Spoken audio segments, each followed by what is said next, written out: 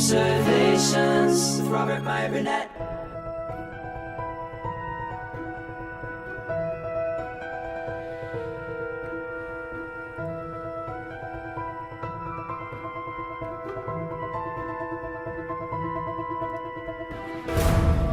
Well, greetings, Imagination Connoisseurs. Once again, it is I, your Duke of Dope Discourse, your master of fun and wonder, your viceroy of verisimilitude, your sommelier of sci-fi, your archbishop of Banterbury, your chancellor of cheerfulness, your evangelist of the imagination, and your existential Mr. Rogers, all names you've hung on me, by the way. Robert Meyer Burnett, and I am here robcasting at you Imagination Connoisseurs, you members of this, the Post-Geek Singularity. This is Robservations, episode number 627, the show about something. And I have to start this show out. I have to talk about some sadness. Now, my sadness is not as great as a lot of other people's sadness about a lot of other very sad things. There's much more sad things than something that I'm about to talk about, but still, for me, it's sad. Because it doesn't just represent the end of something. It represents the end of an era. Maybe it represents the first two acts of my life coming to an end. But I thought I'd share it with you. It's information I got today that has made me very sad. Now, let me just, I think okay.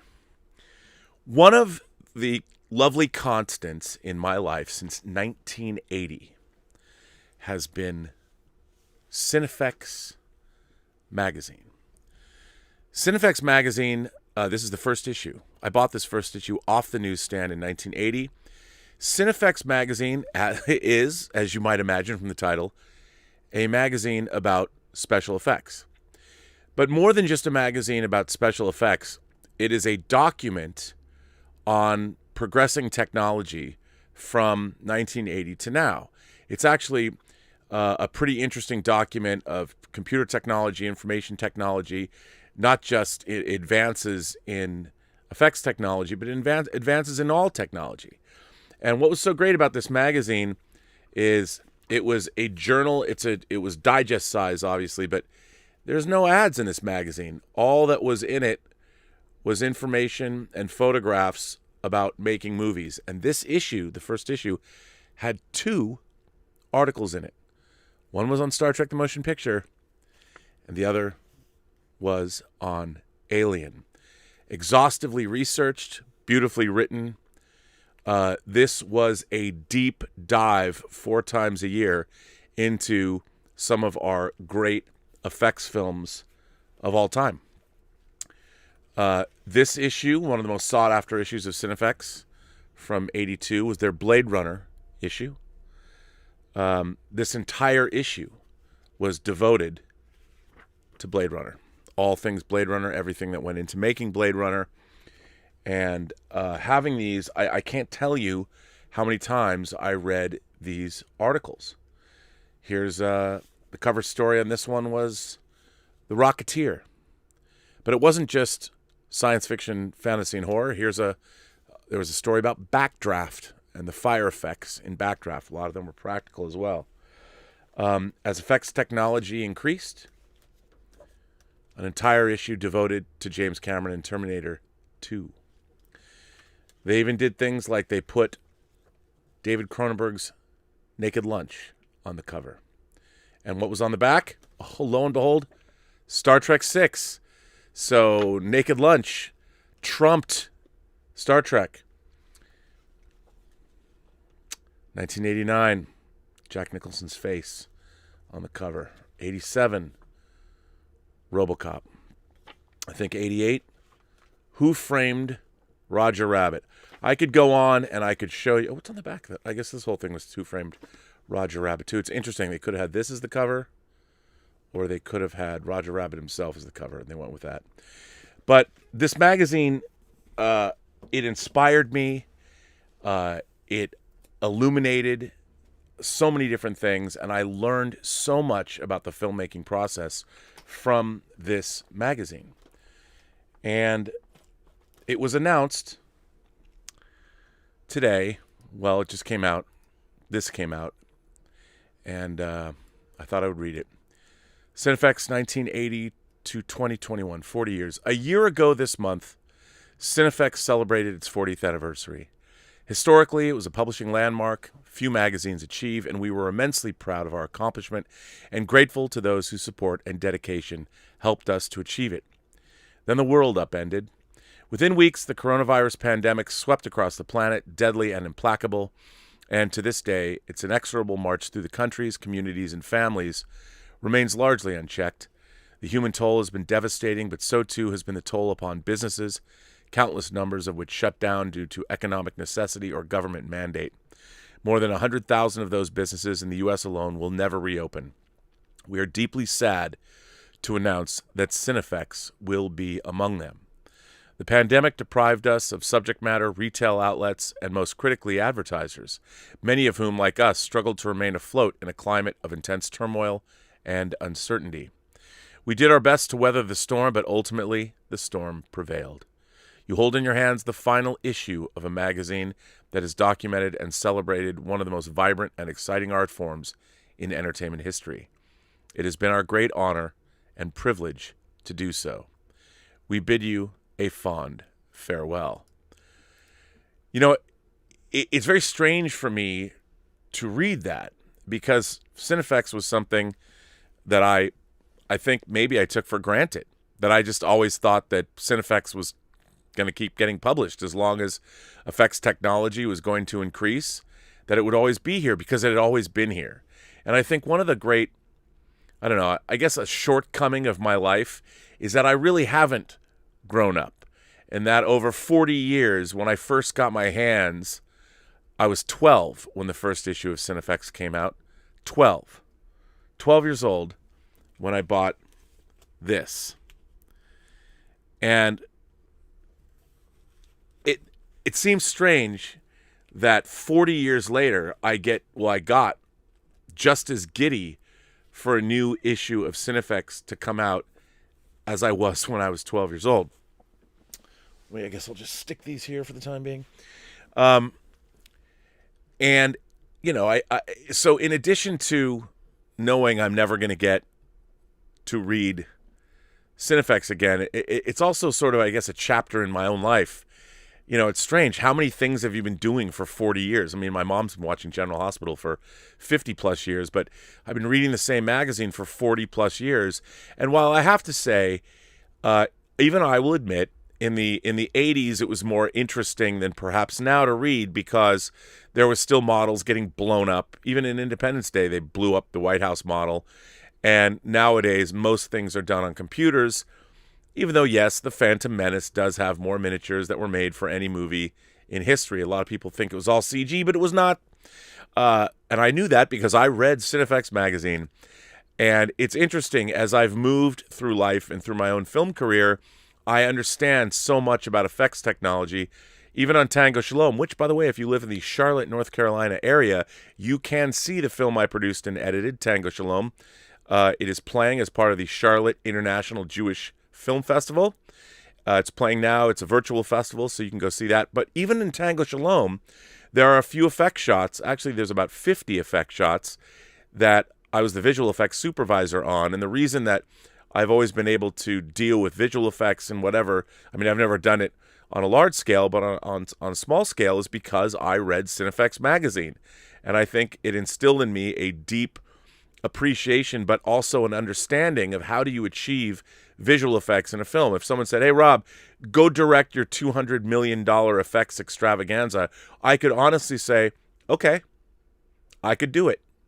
And I would understand that because I have read Cinefex for 40 years. It's been like, I guess, being in college for 40 years. And I'm sad to see it go. You know, on one hand, we're getting more and more great film books, the art of books that come out for the Marvel films or the Star Wars films, Rinsler's books on the making of Alien and Aliens and Planet of the Apes that have come out. So on one hand, the door closes, and I can't help but feel I'm losing something that I thought was a constant. But it's a reminder that not everything lasts forever, and the good things, the real good things, they all must come to an end, as we all know, which is, it's sad, but we have to come to grips with it. And another piece of news, another thing I want to deal with, I want to be very clear about something. I think I take full responsibility for this. I must have caused some confusion in my enthusiasm discussing the upcoming animated series Dota Dragon's Blood that everyone knows that I've been working on. I've given the false impression that it's going to run multiple seasons. Well, that's what every TV person hopes. In the case of any TV series, you get one season. And you never know. Would I like to see Dota Dragon's Blood run multiple seasons? Frankly, to be honest, between all of you, I think it should Stargate it. Like maybe 10 seasons. But that's what every showrunner wants to say. I'm not the showrunner, but I'm sure Ashley Miller, who created the series and is the showrunner, would like to see it run more than one season, if only because that's always a vote of confidence in your talent and abilities. As far as I know right now, Dota is going to run for 8 episodes for one season, beginning, by the way, on Netflix on March 25th. That's all we can say. Now, I have to say, Netflix, they don't guarantee more than one season. V-Wars. I'm a big Jonathan Mayberry fan. The anthology that he curated, V-Wars, was turned into a series. I was excited. One season. Daybreak. Another genre show. I liked it. Thought it was good. One season. The October Faction. Another genre show. One season. A show that I probably liked more than I should. Messiah. One season. And you know what? Look, Netflix, we've talked a lot about how Netflix on the John Campea shown here, they have their 3-season model. Well, that'd be nice. But think about it, man. I mean, even that. They bought Eric McCormack's show. Eric McCormack's show from Canada, Travelers. They bring it. Netflix takes it over. They do it. It had run 2 seasons. They took over. It went full on Netflix. They make one more season, a 3rd season, over. Although, you know, it ended on a really intriguing note. I wanted more Travelers. Designated Survivor. 2 seasons. I've talked a lot about it. I thought the first 10 episodes of that show was amazing. Hated the back 10. Season 2 is iffy. But then Netflix bought it, made a 3rd season. Pretty good. I'm like, okay, Designated Survivor, I'm here for you. But it's not here for me anymore. So listen, as it stands, all we know is that there are 8 episodes of the first season of Dota Dragon's Blood. Do you know how it could get more than one season? You can make it have more than one season. And Netflix can make it have more than one season. You got to watch it. Watch the show. It's damn good. I was actually surprised how good it actually is. I mean, I think Ashley Miller and his cohorts like Steve Melching, the writing staff has created an incredible, really interesting mythology that leaps beyond the game. I've delved into the Dota players, and they're always talking about lore. Well, this series delivers lore in spades. I think you're all going to like it. But listen, man, one season is all you get. You have to watch. It's TV, man. It's got to get ratings. So anyway, watch the show. And on Friday, this Friday, I will have creator Ashley Miller on the show, who's going to bring some writers. He's going to bring some voice talent that you all want to meet. And we are going to have an incredible show about Dota and the whole creation of the show, Dota Dragon's Blood. By the way, have I mentioned? It starts March 25th on Netflix. 8 episodes. And you know what? You can binge them all at once. And I would suggest doing that because it's like getting a great movie. It's like the 8th season of Game of Thrones, but way, way better. Can I say that? I still like Game of Thrones. You know, I liked half of season 8. But Dota Dragon's Blood will I think it will surprise you and delight you. But you got to watch it. And then it might get another season. I hope. Fingers crossed. But anyway, so I've been thinking a lot about, as we do on this channel, storytelling. Let's talk about storytelling. Why do we like storytelling? Why do we listen to stories? Well, I've said on the show a million times, because I think storytelling is the easiest way we can share the human experience with one another. I mean, think about it. Everybody's a storyteller. You convey information. You guess what happened last night? Then you tell the story. Everybody tells the story all the time of their lives to other people. And I think the one thing that we all want, I think the universal constant about storytelling is we all want great stories that have great characters and great, endings. Whether they're with people that you know, or whether they're fictional characters that have been made up, or if you're reading historical fiction or historical nonfiction and it's recounting the battle of whatever. We all want those stories to be great stories, no matter what they are. And now, in a way, we live in a world where stories are around us all the time. And I think for our genre community, for us imagination connoisseurs, we, the imagination connoisseurs of the world, we are storytelling connoisseurs as well. I mean, I say imagination because it opens it's not just about necessarily stories on television or stories in comics or stories on the movie screen, stories in video games, wherever. It's all stories everywhere. But to really love stories, you have to have a wonderful imagination. I'd like to think. Well, I found this article on Quillette, and I thought it was really interesting. Quillette is a website. I mean, don't throw at me, Rob. There's a certain leaning to Quillette. I don't necessarily think that's true. They bill themselves as journalism, philosophy, politics. I just, I look for stories. You know me. I'm always looking for stories to share with you. And there was a really interesting article that was published on February 16th by Jacob Falkovich, and I wanted to share it. I thought it was really interesting. Now, it doesn't necessarily pertain to movies and television directly, but it certainly does indirectly. And I want to read this. I don't know if I'll read the whole article, but I did want to share this article with you.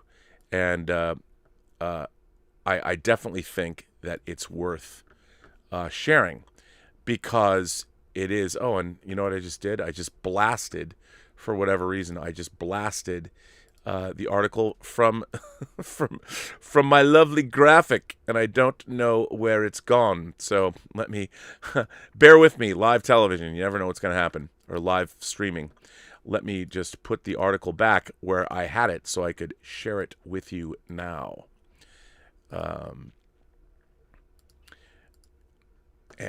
Yeah. So we shall see. Well, apparently I'm not doing a very good job of sharing my screen, and I don't understand why. What can you do? What can you do? You just have to keep looking, keep making it work live. Just go with it. Keep babbling on and on and on. So yeah, I really enjoyed this story, and I'm going to share it with you now. Ah, good, got it back. Well, I'm going to keep it. I'm going to go full frame for a while as I read this. Here it is. It is the story once again. Let me give it to you. It's written by Jacob Falkovich. It's called The Narrative, and it's Discontents. Human history in 2 sentences. Pre-modern times, material goods were hard to come by, but small communities offered kinship, and their traditions made the world meaningful and comprehensible. Today, physical comforts are plentiful, but belonging and sense-making are scarce. Belonging and sense-making are made of the same raw material, stories, and shared stories are what bring any group larger than a family together, be it Brazilians, Buddhists, or Beliebers. Stories build a shared reality that in turn frames how we interpret the world in our own minds. A story that illuminates reality and unites people will create both belonging and meaning. And thus, all humans converge collectively on the truest possible story of the world and themselves and live happily ever after. Wait, that's not what happened. So what happened? One of the things that happened to the stories was mimetics. Stories proliferate or decline based on their own Darwinian logic. They may reproduce if they're funny, or if they flatter the listener, or if they're set to a catchy tune. Consider my simplified story of history. Isn't it pleasing in its symmetry, Doesn't both eras have their benefits and challenges sound like something a sophisticated person would say? But memetics isn't inherently hostile to truth and unity. It produces Harambe, not Lysenkoism. Stories like Soviet agronomics are corrupted by power. If only stories bring society together, those who tell the stories get to rule them. Even Elon Musk, renowned for his building physical things, said that he who controls the memes controls the universe. To a first approximation, the capital N narrative running our society is written by the prestige legacy media, which receives the narrative from experts in academia and government and spreads it with the help of Hollywood and the education system. What do journalists, academicians, bureaucrats, filmmakers, and teachers have in common? They mostly hail from the middle and upper middle classes, mostly have university degrees, and mostly vote Democrat. But those attributes by themselves fail to explain why they are so conspicuously always on the same page with respect to the narrative, even as it changes and mutates. What ultimately unites all of these people is that they care and believe what the legacy media writes. And the media writes whatever maintains the narrative's elites in positions of power and authority. They are bound, like the Nazgul, to the One Ring. Consider, for example, a Washington Post story about a New York University report calling claims of conservative censorship on social media a form of disinformation. The report says, the claim of anti-conservative animus is itself a form of disinformation, a falsehood with no reliable evidence to support it. No trustworthy, large-scale studies have determined that conservative content is being removed for ideological reasons. What does no reliable evidence mean? Wikipedia has a list of notable social media suspensions. One could reliably count the conservatives included, but Wikipedia doesn't count. Reliable evidence is evidence that would be accepted for policy guidance purposes by the Nazgul, government bureaucracy. For example, a large-scale study performed by Nazgul Elite University and deemed trustworthy by Nazgul, the Washington Post, everything within the narrative, nothing against the narrative, nothing outside the narrative. The report concludes with a call to establish a new digital regulatory agency. Not a day passes without the papers demanding regulation of tech or finance or homeschooling, but never academia or journalism. Regulation is the most direct exercise of power by the people of the narrative over those not directly bound to it. The former are not bad people. They secured their positions in institutions by thinking and speaking exclusively within the narrative, and within it they see themselves fighting for truth and justice. The narrative isn't inherently against truth or justice, or even conservatives. It's just against disinformation. That is, any counter-narrative. It has other names for it too: conspiracy, propaganda, fake news. So you can see where this is going. And I think absolutely it is quite a legitimate examination of this phenomenon, definitely. But that's not what I wanted to talk about. I bet you thought that I was going to go spinning off into some weird political discourse. No. What I wanted to talk about was the narrative as it relates to our favorite franchises. We have a narrative. We have a narrative that we expect to happen. And we expect it to happen the way that we want it to happen. And I was thinking about it in terms of Star Trek. Like, as I was reading this article, I'm thinking, oh, so I am I've become the conservative in terms of the Star Trek narrative that I want to see. Is that what's happening to me?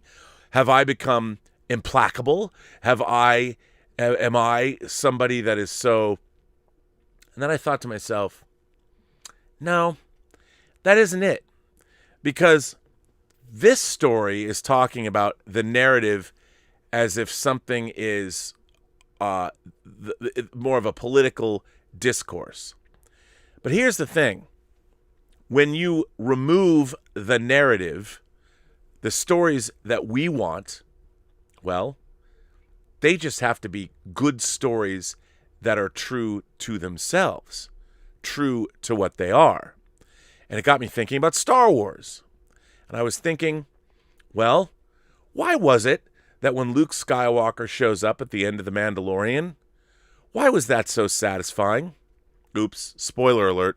He does. Luke Skywalker shows up at the end of The Mandalorian Season 2, wrecking shop, saving our heroes, and taking Grogu away to presumably begin Jedi training. Why was that so satisfying? Well, because, like with Cinefex magazine, Star Wars has been around in my life, well, now for 44 years, since 1977. And it really meant something to me. And I realized that the narrative that Star Wars was telling was pretty straightforward. It harked back to Joseph Campbell, maybe just it harked back to storytelling forms that we as human beings have understood for millennia. And that's why we loved Star Wars.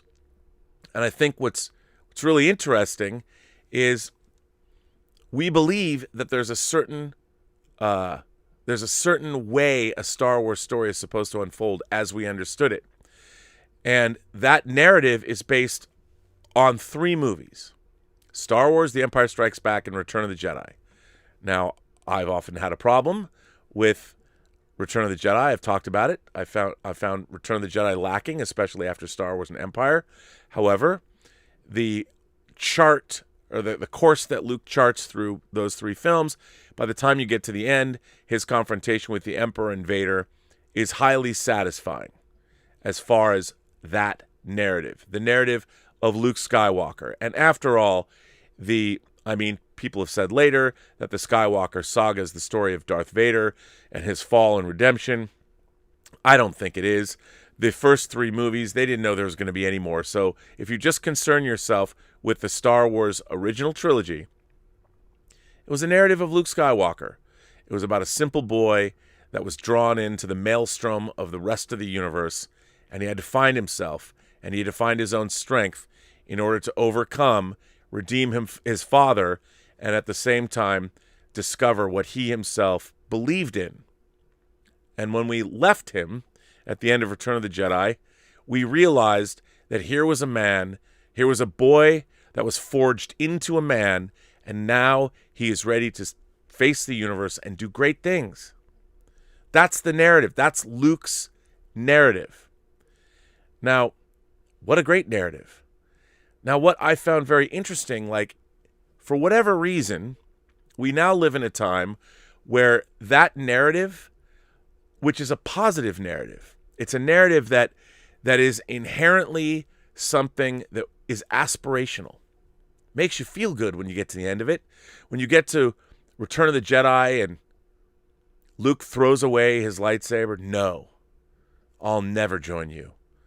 The Emperor's like, come here, boy. No, not gonna do it. Wouldn't be prudent.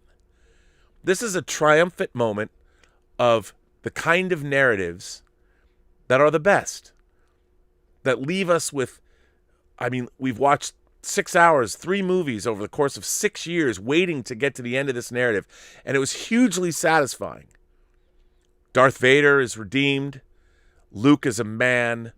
Luke shows that he can spare the life of one of the greatest villains perhaps ever in all of pop culture history throughout the last 2,000 years, and it's fantastic. And it's gratifying. And that's what we want from our narratives. That's why we're imagination connoisseurs in the first place, because these narratives bring us joy. Doctor Who, Star Trek, James Bond. And when you're working in the narrative, when you're part of it, when you're a writer, you're a director, you're a producer, your job, the job, is to continue the narrative and bring people that kind of elation, or at least understanding or catharsis, or whatever it is that you're trying to do with the story that you're trying to tell. And so what's really important is to remember, what kind of a story are you working in? What is the narrative form that you have immersed yourself in? And I think one of the interesting things, and I've talked about this a lot on this show, is the narratives that we have all loved and immersed ourselves in our whole lives are being changed and altered in a mistaken bid to try and, I guess, tell us things that weren't inherently in the narratives to begin with. Like, I don't really understand what has changed, why it's changed, because the great narratives that have endured over the years, over the decades, over the centuries, those narratives have certain things in common. They don't even have to end. They can be tragic narratives. But even a great tragedy can be almost just as enjoyable and just as insightful as a great triumphant narrative. You know, I mean, it just depends. Is the narrative true to itself? That is what's very important. And I think one of the things that we've seen is there are forces at work in our society now that are telling us that our narratives have some kind of a problem. Our narratives are naive. Our narratives are letting us down. They're not addressing the cause du jour. And I would say that, well, the great narratives shouldn't be concerned with the cause du jour, your cause or anyone's cause. The great narratives should be concerned, as they always have been and always will be, with the great human truths. That's what our narratives should be about. And do they give us those things? And I think at the end of the day, does the Star Wars narrative give us something that's necessarily insightful into the human condition? That's debatable. I mean, you as Luke did on Dagobah when he went into the tree cave. What do you take with? What's in there? Only what you take with you. I think that's true of a lot of stories. You know, the consumer of a story has to bring certain things with them as they experience it to get the most out of these narratives, which I think is quite important. But really, I think at the end of the day, narratives are supposed to, in my mind, reinforce, well, how good it is to be alive, how good it is to be a part of the human species. And the great narratives can be shared by everyone. It doesn't matter what your economic level is or your level of education. I mean, sure, these things might help you appreciate the great narratives, but the great narratives are for all. They are for everyone, and they will always be for everyone. And the great narratives are those that have those truths, those human truths that surpass or transcend the day and the time in which they're told. And I think that's the secret to any narrative. Even the story yesterday, Zack Snyder's The Snyder Cut, that in itself has now become a narrative. Not the movie, but the story of the Snyder Cut. Everything that happened. A great tragedy. Troops rallying to the defense of not just a man, but of art against a publicly held corporation that would never acknowledge wrongdoing or anything. I mean, you could call it what you want. But the narrative of the actual Snyder Cut and the making of the Snyder Cut itself becomes one of the great narratives that people will tell in the entertainment business for years to come. And I think that's pretty cool. I think that, you know, whether or not Zack Snyder's Justice League, the film, is hugely satisfying for everyone, and I'm sure I'm already expecting it's going to be a very divisive film.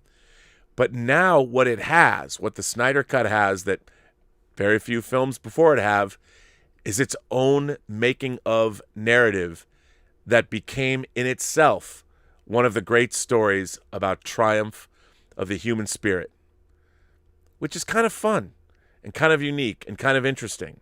And I'll tell you something, the story of the making of the Snyder Cut and how it got here is far more satisfying to me as a narrative than the last 3 seasons of Star Trek Discovery, which is a narrative that basically subverts the entire meaning of Star Trek, which I'll never understand.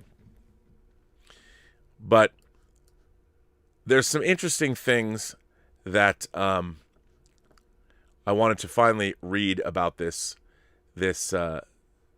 ending of this article. I wanted to continue to share because I find it interesting. As Metz writes, the community includes a wide cross-section of viewpoints, from communist to anarcho-capitalist, religiously from Catholic to atheist. This isn't from an effort to signal our diversity or open-mindedness, but because a person's labels are considered much less important than their argument on its merits. Rationalists don't presume infallibility, but the opposite, that we are inevitably wrong and biased even as we seek to improve. Our online hub is called Less Wrong, but it is an aspiration, not a brag. The mindset is nigh incomprehensible to people of the narrative who are used to being guided by a single source of truth enforced by social consensus. Who is against the narrative? With rationalists who are outside it. It is only from outside that one can try and explain the narrative, as I have attempted to do here. If you think that the narrative doesn't make sense, your choices fall into 3 broad categories. You can seek to reform the institutions that produce it, as many academics and journalists are bravely attempting. You can fight to topple and replace it, or myriad other challenges, or you can step on the difficult path to rationality and try and make some sense of the world with the power of your own reason. Let me put this whole thing into the live chat so you can read this. But don't necessarily read it as something about political ideology, but just think about it. Think about it in terms of the stories that we love. The stories of science fiction, fantasy, horror. The stories that appear in comics and video games, and manga. Well, those are comics too. Movies and TV. Why do we love these stories? And the important thing is, when we encounter stories that are a part of the narrative that don't seem to jibe, like Star Trek Discovery, or like The Last Jedi and Rise of Skywalker, we have to know not just that we don't like them, but why we don't like them. Why don't they work within the context of the larger narratives of those forms? After all, Star Wars, while it does belong to a larger genre, is a genre unto itself. So is Doctor Who. So is Star Trek. So is James Bond. James Bond is part of the James Bond genre. Sure, you could say it's about spy thrillers as well, but really, James Bond is his own thing, just like Doctor Who is his and her own thing. It just depends. And when we see these narratives, we know whether they're good or bad, but the important thing is to know why, and to understand why is it that the people or the stewards of these narratives don't seem to understand exactly what they are. Anyway, just food for thought on this Tuesday. That's what I was thinking about. The real question is, now that I've said it, what are you all thinking about? And there are a great many of you who are thinking about a great many things. I'm going to start with this one. This one comes from Marius. Dear Robert, before I begin, I'd like to thank you and the Post-Geek Singularity for giving me a good time so far. I enjoyed Robservations most of the time, and I've been provided with great insights and interesting ideas. While I disagree here and there with you on certain things, which is due to different points of view of different experiences in life in general, there are some things which are just wrong or bother me deeply. So I'm beginning to ask myself, what's the point? I apologize in advance if this bores you, and for my bad English. I haven't written a longer text in English for some time. To give you one example of what's wrong, which is on a silly subject anyway, is on the existence of alien life. You invoked Occam's razor and reasoned there must be alien life. The reason this is wrong is this. Occam's razor was used to justify the existence of God, long before scientific principles were established. If you replace God with aliens, you end up with the exact same chain of thoughts. Since the existence or non-existence of God, what or whomever that is up for everyone to decide, cannot be inferred by any logical reasoning, it falls under the subject of religion. The same is true for aliens unless we find a way to drag this matter into science. Here's the difference. According to Karl Popper, you can only disprove and never definitively prove a theory or a hypothesis. And since we cannot prove the absence of alien life, this matter is out of the science field and falls into the realm of speculation. It's fun to speculate. It is interesting, but ultimately hypothetical at this point in time. So, thinking Occam's razor does provide an answer is wrong. As Mr. Spock would say, insufficient data, Captain. To give you two things that bother me. The amount of off-topic discussions and posts, mainly on politics, seem to have quadrupled. The whole Gina Carano situation served as a catalyst for posting things of social matter, or at least I started to notice them more often. I can understand why the Facebook moderators closed the threads. 12 years ago, I was a moderator on a forum as well, and it's very difficult to maintain order. I'm not excluding myself on participating in discussions on the said subject, pun not intended, but it seems to me there's a deep split in the Post-Geek singularity on that matter. On the other hand, it seems people are looking for an outlet, and it is dangerous to suppress those because it could build up even more into emotional pressure. Then this whole thing is likely to explode even bigger, and the overall atmosphere and the conduct of the Post-Geek singularity becomes toxic, in my opinion. For me, it's one thing to have heated arguments about fictional subjects. But having those kinds of arguments about real things in our society based on sometimes irrational points of view without the slightest hint of the attempt to try and understand the other position is something I don't want and cannot stand. There is a word for this toxicity: fundamentalism. I trust you, if this is being read at all, can draw your own conclusions. The other example would be your position on measuring art, or the quality of art, objectively, and your belief there is such a possibility. Before one can measure art, one has to define art. The best definition is something is art if it elicits an emotion. Whether the emotion is joy or hate or something in between, or if it's done on purpose, is something else. What elicits an emotion is different for each individual, and therefore art is perceived individually. I think we can agree on that. There are, of course, qualities in movies or stories in general that has some objectivity, like logical consistency in the plot or characters. But there are examples that don't have these consistencies and are still great pieces of art, like the movie Murder by Death. Sometimes breaking a set of rules is what makes a piece of art great, but in most cases it doesn't. Therefore, I cannot understand why someone has this attitude that there will be an algorithm to measure art in some way. If there would be, there'd be no more need for artists, because art could be produced by robots. And after all, haven't we learned nothing from Dead Poets Society? To finish my initial point, I am seriously considering leaving the Post-Geek singularity, as I feel nothing new comes out of it. The same things are being perpetuated. Initially, it was like the best episodes of The Next Generation. Now it's like the worst of The Next Generation, with considerable amounts of Picard in it. We still watch those because we like the characters. I think you, Robert, are a very decent person and someone you can have a great time with. I admire your insights and love for the sci-fi genre. But this whole overall situation, I don't want to expose myself to it because it's so time-consuming, important time that I don't have for my family, my job, and other real-life experiences. So all the best in the world to you. Much success with your Netflix show, and maybe until later. Have fun, y'all. Be decent to each other, and try and understand others. Regards, Marius. I'm getting more and more of these letters, it seems.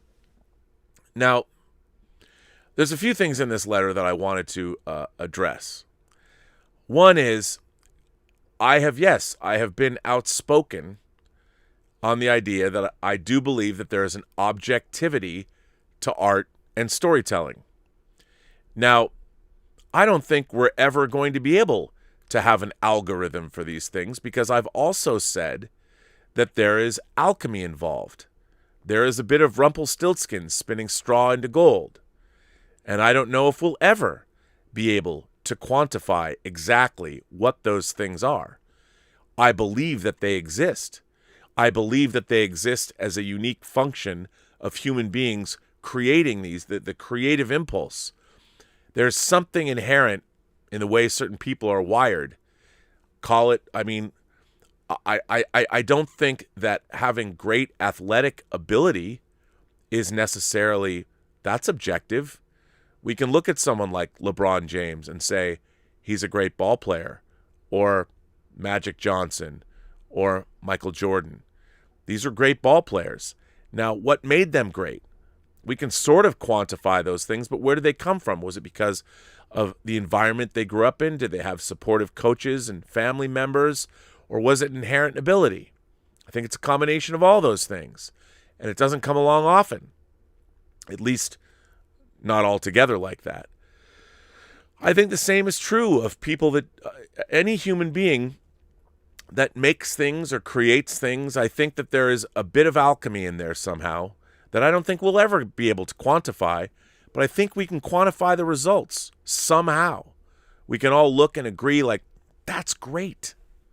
Now, whether a person has an appreciation or an understanding, look, I know for myself, I know that I've been in the presence of greatness, whether it's at a museum, whether it's at a certain garden, somebody who's created architecture, a house. I can recognize it. I know inherently, I think, it's not subjective. It's not subjective. It's objective. I can look at something and say, wow, this is objectively amazing, even if it's something I don't really understand. And I think that that's true of, well, the results of certain human endeavor. And I think there is magic in it. And I don't think necessarily that we have to necessarily quantify what art is. There's no algorithm. And it's beyond I know it when I see it. There is magic there. And that's what being alive.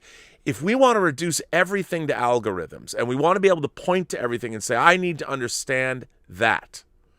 I don't think that science is never, I don't think that is never not true. There are hypotheses that they might be true by repeating them over and over again through peer-reviewed scientific study. You know, just like I don't necessarily think that the universe is such that we have to quantify these things right now. I don't expect anyone to necessarily agree with me that there's objectivity in art, because everybody wants, look, in saying that, what I'm really saying is that there is greatness to art that is outside of our ability as human beings to perceive it as either good or bad, or whether we like it or dislike it. The act of creating something, of a human being creating something, bringing something into the universe that is done in such a way that's amazing, is part of what makes us unique. And I think that's the magic, that's the alchemy. And the idea that we should just be able to decide whether it's good or bad, and that's good art, that's bad art, that's good art, that's bad art. I don't like the idea that it's within our power to somehow dismiss these things, because who are we to say? I think that's why there is an inherent objective greatness and an objective awfulness to art as well. And I don't necessarily think we have to quantify it. But, you know, all fictional subjects go back to the idea of the narrative. All the great stories have truths buried in them, whether they're science fiction stories, whether they're historical stories, whether they're biblical stories, whatever stories, your video game stories.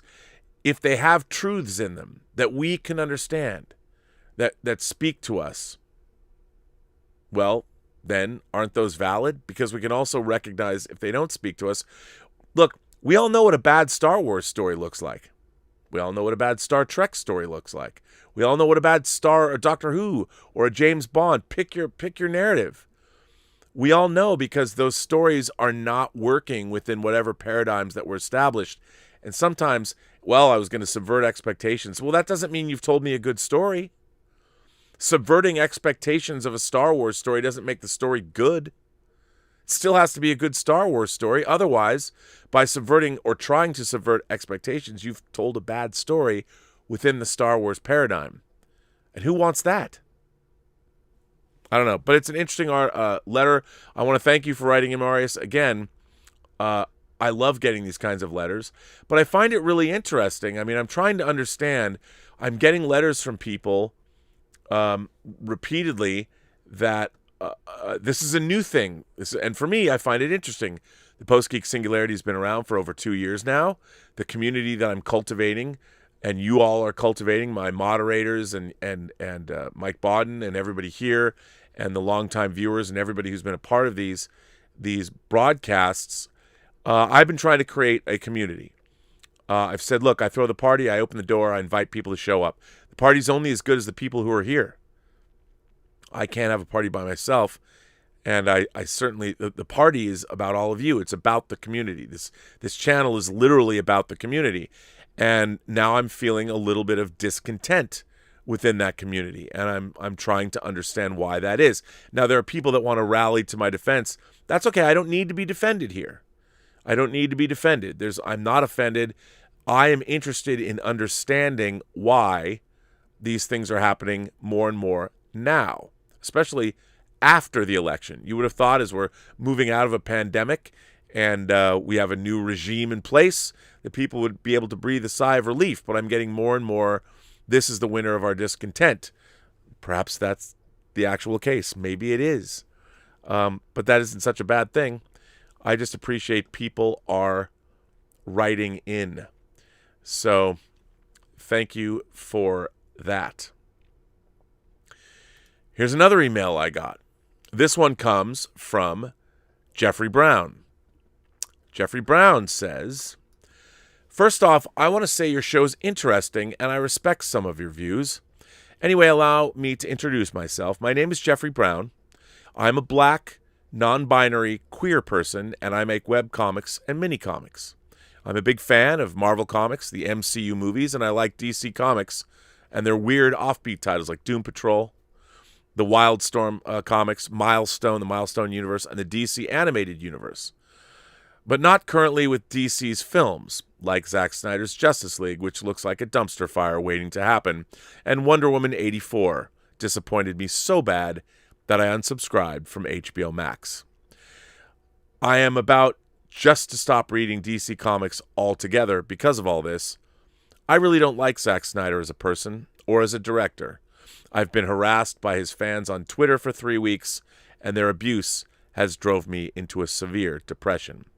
My question is, why are you championing this man and defending his fans who attack people like me? These are very good questions. First of all, Jeffrey, I want to thank you for writing in, and I want to thank you for feeling that you could and that you would be respected and heard. That really makes me feel good, and it at least shows me I'm doing something right. And you are, sir, and I want to thank you for writing in. Now, I know that you identified yourself as a black, non-binary, queer person. That's how you describe yourself in your own letter. Since I have not met you, and my only knowledge of you comes from the fact that you wrote into this show, to me, you are, first and foremost, a human being and an imagination connoisseur. And that was backed up by you telling me that you love the Marvel Universe, you love the Milestone Universe, you love MCU movies. So you and I will always be able to get a beer together, hang out, and talk about the things we love. Always. Because you're an imagination connoisseur and we like the same stuff. Now, I am sorry. I would like to apologize. I don't necessarily need to, and I don't. But anybody that's being abused by fans of anything, by fellow fans, I hate that more than anything. And I'm sorry that happened to you. I don't know Zack Snyder personally. All I can tell you is that what I know of him, I've watched behind-the-scenes footage of him directing. I've listened to what people talk about in terms of the experience of working on his projects. I don't necessarily think I've ever heard anything or anybody say anything bad about Zack Snyder. They've said bad things about his movies, but maybe not as a person. All I can tell you is that if you don't like his movies, that is an incredibly valid point of view. And I would not presume to tell you, well, you're wrong. You're not wrong. Your tastes are you don't like those movies. I can tell there's a lot of people that don't. You're in good company. But as far as what I am championing, I'm somebody that appreciates what he's done in his life. I appreciate his career. I certainly think that Zack Snyder would be the first person to come to your defense if he knew that somebody was bullying you in any way, shape, or form. Remember, I mean, he did lose a child who also was feeling depression in her life and never got over it. And I'm not defending anyone who attacks anyone else, just so you know that. But I am a fan of what he's accomplished in his career. I admire his work. I admire his work ethic. I have not always liked Zack Snyder's work as much as I might have liked to, but I do appreciate what he's been doing, what he's been trying to do, and what he continues to do in his life. And that's all I can tell you. But I'm sorry that you have been abused by other fellow fans, and I hope that doesn't happen again. And I would say to you, the things that you love are the things that are going to always give you solace and give you something to look forward to. And I would say concentrate on those things in your life. I mean, if people are bullying you on Twitter, get off Twitter. What do you need to be on Twitter for? Who needs that? But listen, thank you for writing in, and I do appreciate the fact that you feel that this is a place where you can write in and share your ideas. So thank you for that.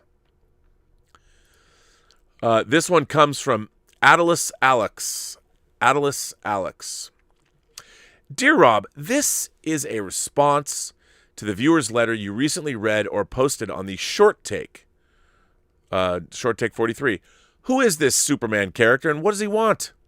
Truly a Robservation worth remembering on a deeper level. Please bear with us. This response demands something more than a short take.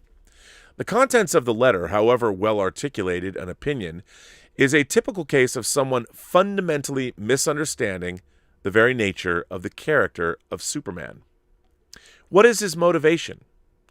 Does a Buddha need a motivation to have compassion? Would you need a motivation to run into a burning building to rescue a complete stranger in need? What is this talk of what's his motivation to help people who don't even like him? And Clark has no friends.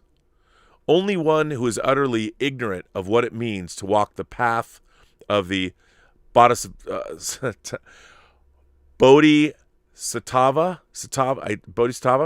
the path of suffering and sacrifice for humanity, would ask such questions, as if a great soul shares the petty, egotistical motivations of intellectual animals mistakenly calling themselves human beings.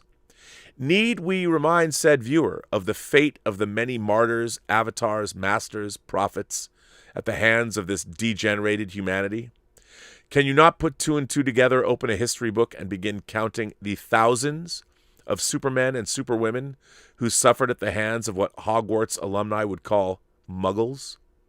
May we remind the author of the letter that for millennia, such as Superman and women have had to live incognito, hiding their true identity as awakened human beings, Buddhas, masters, etc., in the face of persecution, inquisition, excommunication, or outright execution by religious and other authorities, including but not limited to the Catholic Church, the Church of England, Sunni and or Shia Islam, etc.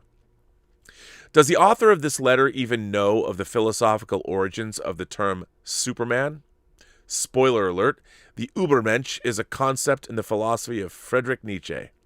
In his 1883 book, Thus Spoke Zarathustra, Nietzsche has his character Zarathustra posit the Übermensch as a goal for humanity to set for itself. Source Wikipedia. Is the letter writer utterly ignorant of why the famed comic book hero had to be cast as an alien from the heavens and not from this degenerated humanity, and why he drew his power from the sun, a symbol throughout time and space of the cosmic force, omnipresent ray of Oki Denoka, a force in the universe which great saints, avatars, pharaohs, and yes, resurrected masters such as Jesus embodied to become living gods, truly supermen and superwomen. Are you beginning to see the disservice the author of this letter has committed by trying to frame a work of high art and a profound symbol of divinity-inspired origin through a mundane lens of mortal identification?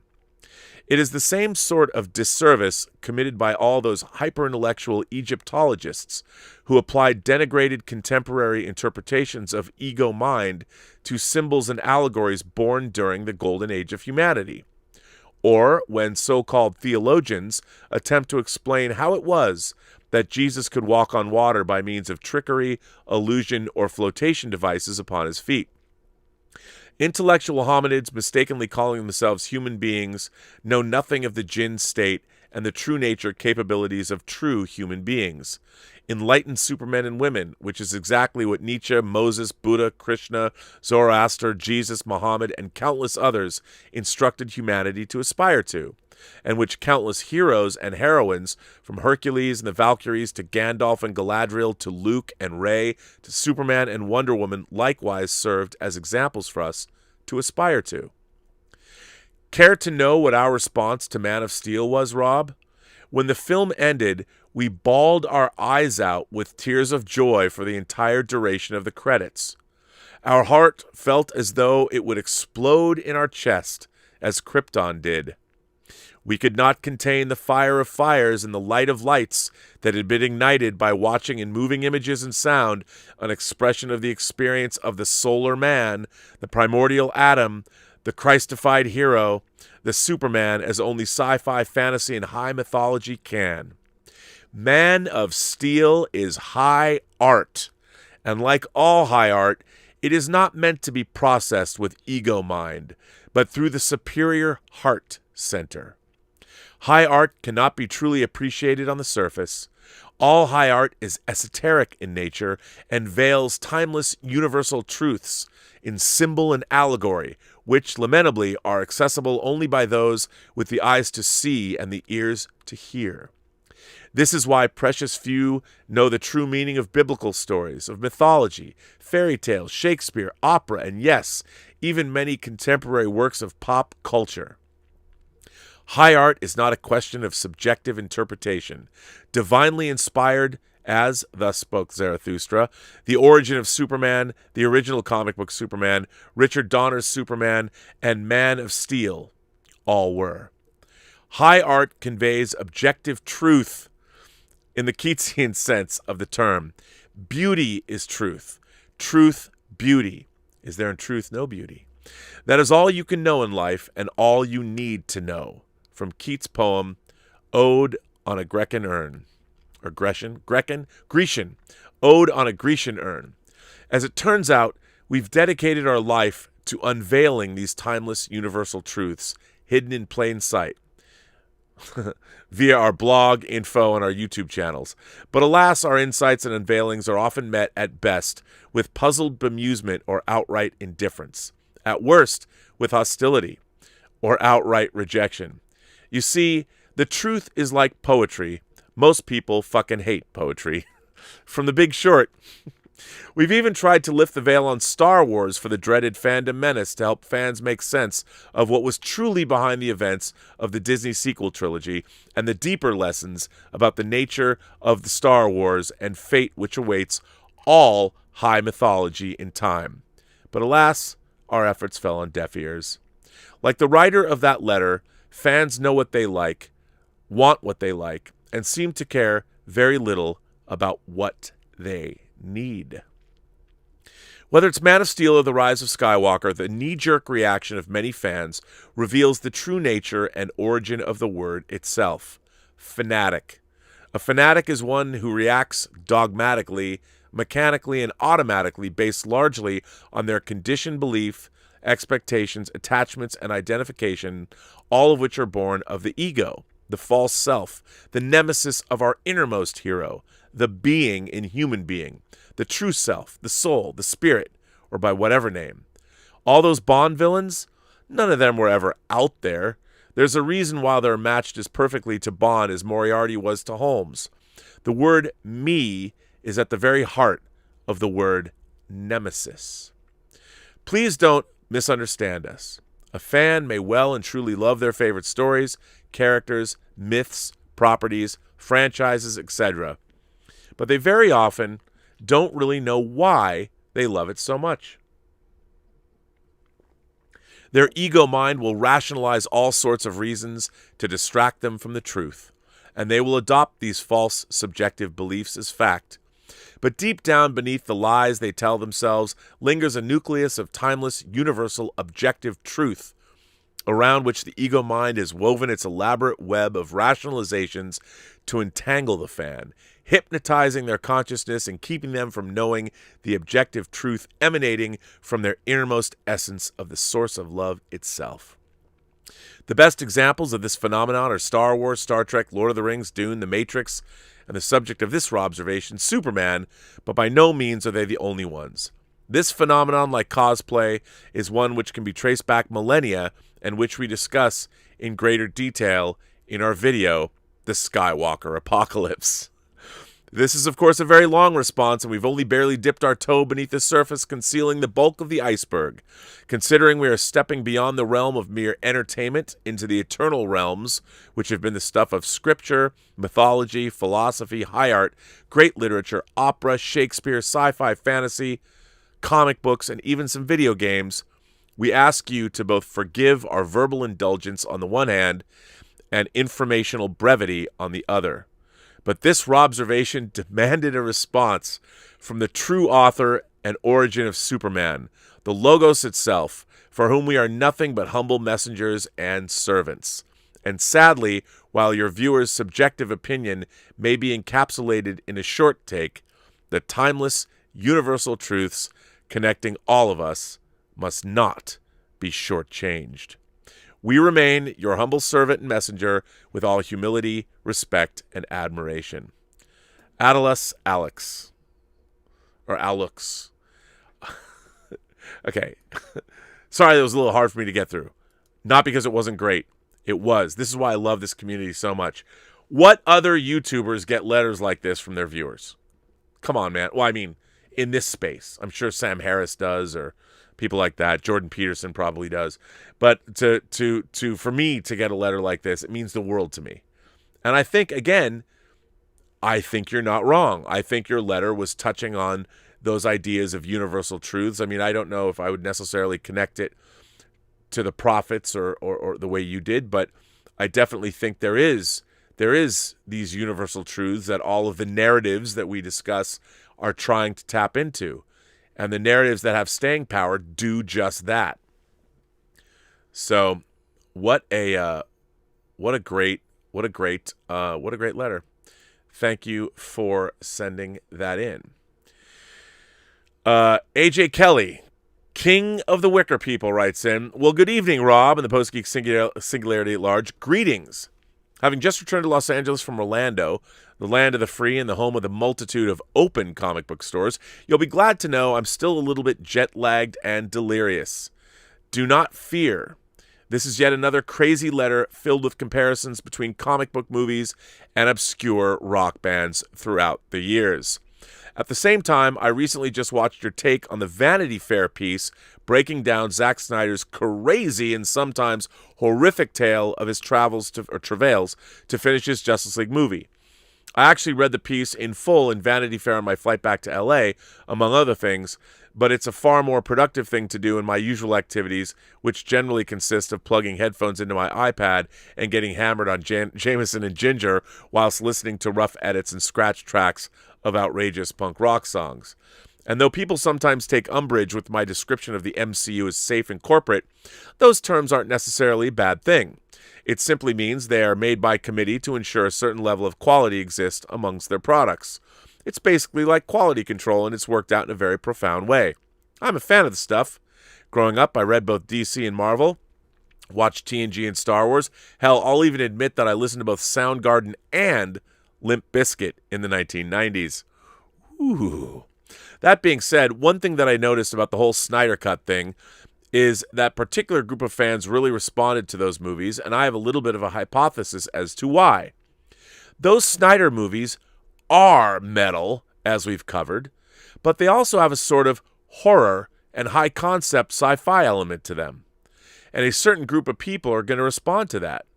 They're kind of far out there for big studio movies, and that's not a bad thing. You know what? I totally agree with you. In Man of Steel, a lot of studio filmmakers would have started the film out on a peaceful Krypton that inexplicably explodes just after sending baby Kal-El off to the void. But no, in Man of Steel, we get a nearly 30-minute opening sequence with Russell Crowe's Jor-El cruising around on space monsters in pursuit of a skull in the middle of an awe-inducing sci-fi space war. Yes! A sneering General Zod rolls into the Kryptonian government building and guns down space politicians like a space gangster before being apprehended, frozen, and fired into a horrific space hell with his cohorts. When we jump to Clark on Earth, a different director may have been content to have a nerdy Clark use his newfound X-ray vision and super hearing to peer into the girls' locker room or eavesdrop on the answers to a test. Not in Man of Steel. In Man of Steel, we get a preteen Clark who instead terrifyingly and suddenly sees walking circulatory and talking skeletal systems and subsequently freaks the fuck out, scorching doorknobs with heat vision, and understandably so. Batman v Superman. Oh Lord, Batman v Superman. While I personally had a rad time watching Batman v Superman, my first thought after seeing the movie was, who in the hell let them make this movie? A movie like that would be fine for weird freaks like me, but I remember thinking, my God, they spent a lot of money on a weird freak show like that. The Batman in Batman v Superman appears to a demon, dispatching ne'er-do-wells and inexplicably transporting to a hellscape of the future where things are going wrong in every possible way. This Batman rolls into a Mad Max future mowing down parademons with an AK-47 while Superman is whipping terrorists through brick walls and attempts to address a congressional committee only to have a bomber blow the entire place up with a few kilos of Composition C that is stashed in a dude's wheelchair. Are you kidding me? I thought that a lot of this stuff was actually rad as hell, but I knew some people weren't going to respond to it very well. And then we get to Justice League. Especially now, after the Vanity Fair piece, we have some idea of the treachery taking place behind the scenes. Warner Brothers reacted badly and changed course midway through, but the question is, why? Why? It's not like any of the stuff that was going to be in Zack Snyder's Justice League was a surprise. The studio had already hired the guy and saw the output he produced over the years, and it worked out for the most part. In my mind, the right moves at this point to get asses into seats would be to include Darkseid, BoomTube, New Gods, and all that stuff. The stuff people want to see. As we all know now, instead we got goofy CGI villains, hapless villains robbing jewelry stores and running from a goofy Batman on rooftops, a score that doesn't make any goddamn sense. As a dude in a punk band, I really appreciated Hans Zimmer and Junkie XL's quasi-doom metal score. I think Snyder's take on the DCU is pretty cool. Warrior princesses, check. Rock and roll, whiskey-chugging Aquaman, I'm in. Even a weird Barry Allen and a woefully underutilized Larry Fishburne, my favorite take ever on Perry White. I guess the question is, why hire someone like Zack Snyder to make a Zack Snyder movie and then flip out and replace him when he goes to do just that? In my punk brain, this would be like signing Metallica to a record deal and then responding in bewilderment when they cut a heavy metal record. What did you think was going to happen? I think maybe all of this could have been headed off if these movies were made for a little bit more of a reasonable budget, if such a thing is possible these days. With big corporations merging and buying up everything in sight, it seems that gone are the days of someone making a fucked up freak fest for, say, $60 million and letting the chips fall where they may. Warner Brothers did it with The Matrix. I don't know. I'm not a big studio big shot, so far be it for me to postulate on what may or may not be possible. As are all things, hopefully this is part of yet another cyclical process, and things will one day return to a happy medium, where a diverse range of filmmakers and composers are once again free to come up with wacky, out-of-the-box material that has the potential to reach we, the weird freaks and misfits lurking in the shadows. Maybe one day, A.J. Kelly, king of the Wicker people. What a great letter that was. I'm with you, man. You just quantified those movies are for freaks, and you beautifully stated why that is so. And boy, did I love that. Which is I can't argue with you. This one comes from David Miller. David Miller says, "Hi, Rob. I just wanted to share a little Robservation of my own. I like what you and John Campea do. I was reading the comments on one of Campea's streams, and I was a little shocked at one of the negative comments there, bringing John to task over some really minute detail or contradiction. I couldn't believe this person couldn't just understand that John's riffing. Just being a fan, and it's not really important if he contradicts himself from one video to another. I can only imagine the negative comments you guys must get behind the scenes.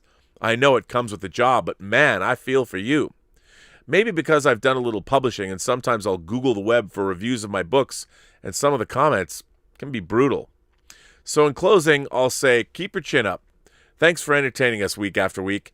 Your show is unique, and I look forward to it going on even after you make that $1 million deal. Thanks, Dave." Well, Dave, I appreciate that. I mean, yeah, you know, I think the very thing that you just pointed out, I like the crazy, weird diversity of this show. I like never knowing what I'm going to get every day. I don't know. I get letters, all kinds of letters, and I love, some people like it, some people don't, some people take me to task. All I know is that at least this place is interesting.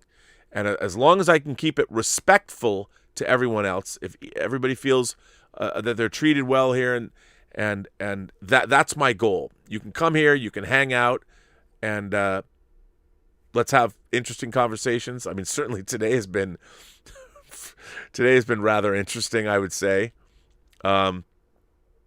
which I kind of like.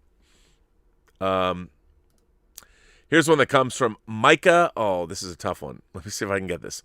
Micah Thavanayagam. It's Thevan Thavanayagam. I think. Thevanayagam. Cool name. That's a tough one. It's probably really, once I hear it, I could, but I don't know. Let's see. Hello, Rob. This will maybe be my third or fourth time I'm attempting to write you a letter. I've typed and deleted paragraphs a couple of times now because I wanted my first letter to the Tony Stark of the Imagination Connoisseur universe, oh, how I wish I had his money, to be perfect. This is a problem I've realized I have in my life. If I'm going to do something, it has to be perfect in my mind, or I just simply won't even try. The idea of putting something out into the world and it getting picked apart has long terrified me, but now I realize I must embrace the failure. I grew up a little naive in the sense that I thought successful people were just gifted by God himself, and I just wasn't one of those people.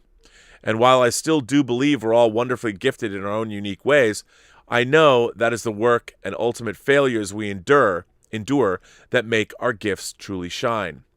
I don't know why I was ever nervous to send you a letter in the first place, because you're definitely one of the kindest people on the internet.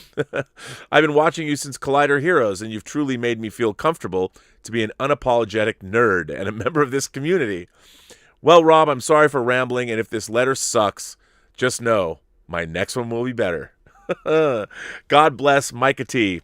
Well, Micah T, don't you feel better now you wrote a letter? Look, my go-to position has always been, it's better to do something than to not do it. Now, that doesn't mean you shouldn't do it well, and I feel you. I am, every time I do something, I wonder, is it going to be good enough? Is it going to work? Are people going to like what I've done?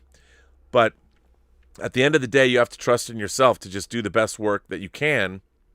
Look, I always tell people, go to the IMDb, the Internet Movie Database. Pick your favorite movie, a movie that you know is great. Pick The Godfather or whatever. Some numbnuts will always say, overrated, boring, hated it. Even The Godfather, Shawshank Redemption, same thing. I didn't understand this. It was boring. I don't see what the big deal is. So all you can do is the best work that you can do. The best, as long as you're doing the best of your ability, that your abilities allow you to do, then don't sweat it. The fact is, it's better. Nothing is ever going to happen if you don't do something, unless you might get in trouble or they'll take money out of your bank account because your taxes weren't paid or something. Not that that's happened lately, but you just never know. If you don't do something, inaction is never going to be a good thing. It's never going to be a good thing. But action, hey, that might not be a good thing either, but at least something's going to happen. Maybe. And I learned that lesson, when I was younger. I made it's like, should we go out tonight? Yeah, we'll stay home. It's just, no. Because if you don't go out, adventure will never find you. It's not gonna find you if you stay at home. You gotta go. You gotta go out. You gotta do something. You gotta make something happen. And I think that's a good thing. And see, you wrote a letter. I read it on the air. It was a good letter, and I want to thank you for writing it. And I think you expressed yourself well, and it amused me, and I think that the viewers that listened to it thought it was a good letter too. And I'm glad you wrote it. So now we can bond. Now you can come up to me and go, "Hey, I wrote you that letter where I said I didn't want to send something out unless it was perfect." What is perfect? What is perfect? Maybe Caroline Munro in the Golden Voyage of Sinbad or the Seventh Voyage of Sinbad, whatever Sinbad movie she was in. I think she was pretty perfect as Naomi in The Spy Who Loved Me. But even that perfection's transitory. But for a moment, it was a little perfect. But things are never perfect. They come, they go. What's important is the experience of making something, getting it out into the world, getting the feedback, even bad feedback. At least, hey, look at it this way. If you've made something that really people can't stand, at least you struck a nerve in them, and as you quoted in the letter, just like Ed Wood, I always think about that. Johnny Depp is Ed Wood. This is the worst movie I've ever seen. Well, my next one will be better. That's the attitude to have. And make it better. Why not? Let's see. This comes from Big Bad Bats Maru, who wrote to me and asked us if we were going to ever watch Color Purple on Whining About Movies. And we did. That was our last episode of Color Purple. Dear Rob, thank you so much for your review of The Color Purple on Whining About Movies. It was wonderful to watch you two celebrate a movie that holds such a special place in my heart, and it was very obvious that you two both appreciate it as well. You're a good man, Charlie Brown. Bats. I love Color Purple. Color Purple it's been really interesting when it came out to watch a lot of the criticism that was leveled at it. And I was like, really, what? But no, I love Color Purple. Yes, Elizabeth and I reviewed it on the last, and we both loved watching it. It's so much fun where we can sit there and both marvel about how much we love a movie and the characters and the screenplay and Quincy Jones's music, the cinematography, the direction. What a great film. Our Swack Props is here. Cal is here with a letter that's quite topical. Hi, Rob and the Post-Geek Singularity. I've written to you several times before about my disdain for new Trek shows like Discovery and Picard. So this time I thought I'd wax rhapsodic about a new show that I just finished watching the first season of and that I truly enjoyed. And that show is For All Mankind. As you know, the show aired on Apple TV at the end of 2019 before the world went to hell in a handbasket. I'm not sure why I put off watching it all this time, and after finishing the final episode of Season 1, I thought to myself, man, I should have watched this sooner. For All Mankind is a wonderful series that has been put together with care by people who actually know what they're doing and who know how to tell stories involving humanity and the early days of space exploration. The quality writing is no surprise, considering it comes from Ronald D. Moore and Naren Shankar, who have given us some of the best episodes of the Berman-era Star Trek, the rebooted Battlestar Galactica, and of course more recently, The Expanse. Like his other shows, Moore infused the material with as much authenticity as he could, whether it be character growth or set design and aerospace procedures. To quote you, this show has peak verisimilitude. For All Mankind takes place in an alternate history where the Soviet Union was the first country to land on the moon, beating the U.S. by a handful of weeks. In the fateful summer of 1969, beaten to the punch, the U.S. doesn't retreat from the Soviets' victory, tail between its legs, but instead it revitalizes its efforts and pushes to make the American space program even more robust with the aim of colonizing the solar system, starting, of course, with the moon. So instead of the Apollo space program petering out slowly as the public loses interests in our own reality, the space race never cools off in the show's alternate timeline. Much of the first season's action happens in the Apollo-era Mission Control Center and features alternate versions of real historical figures, like Deke Slayton, Gene Kranz, and Werner von Braun, as well as new characters like Ed Baldwin, played by Joe Kinnaman, Gordo Stevens, played by Michael Dorman, etc. For All Mankind has created a completely authentic recreation that could not be told apart from the real thing in Houston. The perks of having tech consultants like Mike and Denise Akuda, who actually know sci-fi, unlike other shows that call themselves sci-fi but are anything but, wink, wink. This show looks amazing, has vibrant cinematography, robust montage work, and strong period design. The whole season unfolds over 10 one-hour episodes and other historical intricacies playing out in the background. How all these profound missteps affect the American political landscape is interesting, with Nixon falling to Ted Kennedy instead of resigning, for instance. The voice acting for both these political figures are absolutely astonishing. You'd be hard-pressed to tell if they weren't authentic Nixon-Kennedy audio clips, I know. In the first episode of Season 2, Johnny Carson. Some of the initial reservations about the show, when its first trailer dropped online, was directed at the inclusion of women astronauts in the Apollo program, which, with some thinking it would be yet another of those woke and preachy shows. After watching the first season, I know that's not the case. The show is so well written and the characters well developed that the narrative towards gender equality is actually justified as part of the story of the space race between the U.S. and the USSR. It does not in any way come across as woke or preachy, unlike in some other shows that think themselves as progressive but are anything but. Wink, wink. Those are actually written into the letter, by the way. Overall, the show's cast, both male and female, go above and beyond in portraying nuanced and grounded characters, even if some liberties were taken with historical figures. My only one complaint is the Mexican family subplot, which I found to be disconnected from the main story. At the end of the first season, it has zero bearing on the main plot machinations thus far. Overall, I found For All Mankind to be a drama that is as compassionate as it is compelling. Watching it certainly made me wish we had storytelling of this caliber on the new Trek shows instead of what we're actually getting. I do hope Ron Moore will continue developing the show, though, and that his new deal with Disney won't affect it. Season 2 will be set in the best decade, the 80s, and I'm looking forward to it. I'm going to try and be patient and wait for at least halfway through the season to start watching it, though. I hate having to wait a week to see the next episode. As it is, I'm already pulling out my hair waiting for the next episode of WandaVision. Anyway, those are my thoughts for All Mankind. I've heard you speak fondly of it too, and would love to hear more of your thoughts on the show. Stay safe and take care. Best regards, Cal, a.k.a. Swack Props. Cal, I love For All Mankind. I grew up a space freak, and I think the parallel tracks that For All Mankind is taking with the actual history of what happened and then their alternate history is actually pretty amazing. I loved the first episode of Season 2. I thought it was really uplifting, and yet it shows the incredible danger of outer space to human life. We'll see how that plays out. I think the show is wonderful. And you know what?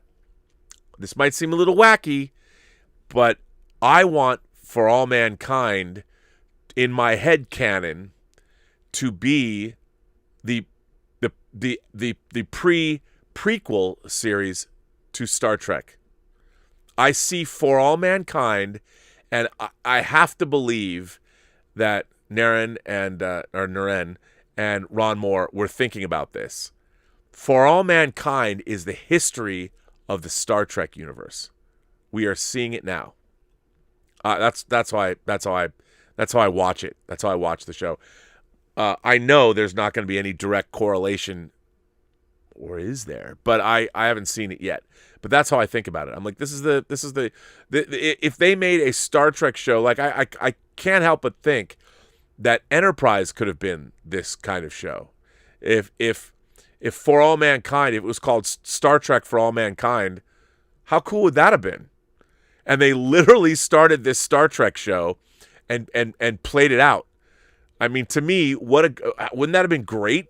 And you show the births of the space program and the alternate history. Because this idea that Star Trek, I don't like this idea that Star Trek is supposedly our history. That, you know, even when Greg Cox, and I like Greg Cox's writing, when he wrote about the eugenics wars and he had to reconcile the fact that our world never had the eugenics wars. I'm like, no, it wasn't supposed to. Our world is not the Star Trek world. It's similar, and I see For All Mankind as the history of the actual Star Trek universe itself, leading up to the original series, Enterprise and the original series. At least that's kind of how the way I see it. I really love it. I love the micro and the macro. You've got the travails of our characters and their emotional travails and family matters and things like that, but yet you also have space. And I love, you know, I think there's an element for me, a twinge of sadness in all the episodes, because it's showing us the future as it was supposed to develop, not the future that did develop. I mean, seeing electric cars in 1983 because they were byproducts of space exploration and the advances that we had to make, and them citing, they have throwaway things like, well, you know, our patents that we have on this stuff, it just makes me realize what a damn shame the end of the space race was to this country on every single level. I think where we are now, 40 years, well, 38 years. I mean, we're now 38 years from the second season opener of For All Mankind. Where would we have been if we never stopped our space program? But on the other hand, you know, watching it the same week as we land the Perseverance probe on Mars, and for the first time you can actually watch that thing land on the Martian surface, maybe we might be 40 years too late. Maybe I can regret the fact that I wasn't born in a different time, but still pretty cool. It's a great, great, great show. I really love it. It's not perfect, but it's great for me. What is that Grace Jones song? I may not be perfect, but I'm perfect for you. Something along those lines. Let's see. Speaking of perfect, let's see what you guys have to say, because I don't know what's going on. What's happening? What's going on? I don't know what's going on. So we're going to see what's going on. Hold, please, before I switch over here. Let me, I forgot to do this. Wait, what? What?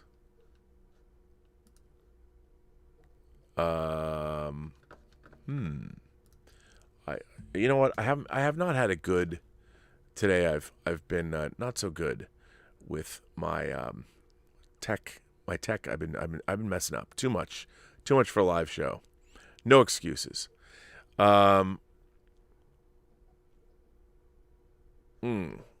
This is a good one. Okay, here we go. Let's start with Julian Ortega. Hey, Rob, whenever I ask this question, no one has a straight answer. But since you have experience in the film industry, how does one get a job in that field? Or how can someone apply to work with you on your films? Even an internship, any opportunity? That's a good question. I mean, I'm not working currently on a project. When I get a film off the ground, another film off the ground, we would have that opportunity. Right now, I'm just kind of working on things on my own. But it's a very interesting question. It's a very, it's a matter of pound. First of all, you have to ask yourself, what is it you want to do? Like in the entertainment business, what do you want to do? because there's a lot of things to do in the entertainment business. Do you want to be a writer-director, which is what everybody seems to want to do? Well, that's like, that's right up here. But there's a whole realm of work and interesting stuff to be doing in the entertainment business. And like, I started out, I got a job as a PA, production assistant, the lowest of the low, on Texas Chainsaw Massacre 3. There used to be, you can answer ads. People are looking, maybe even in your own area. There are places that you can start looking, jobs on film shoots, places that need crew. It depends what you want, but you can find those things. And what's really interesting about the motion picture business is once you find one of those, even as a PA job, and you make friends with people, you make friends with the production designer. I was the art department PA.